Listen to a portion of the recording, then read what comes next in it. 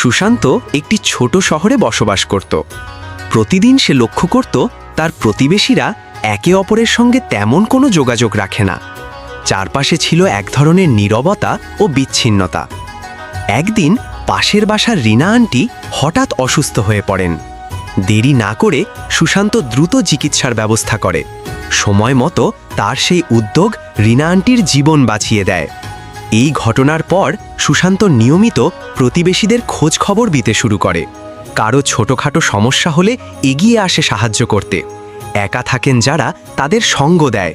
ধীরে ধীরে তার এই মানবিক আচরণ ছড়িয়ে পড়ে। প্রতিবেশীরাও অনুপ্রাণিত হয়ে একে অপরের পাশে দাঁড়াতে শুরু করে। সবার মাঝে গড়ে ওঠে এক সুন্দর সহানুভূতিশীল পরিবেশ, যেখানে মানুষ একে অপরের খেয়াল রাখে, ভালোবাসে, সাহায্য করে। এই গল্প থেকে আমরা শিখতে পারি, একজন সচেতন নাগরিকের ছোট্ট একটি উদ্যোগ পুরো সমাজে সহানুভূতি ও সহযোগিতার বন্ধন গড়ে তুলতে পারে।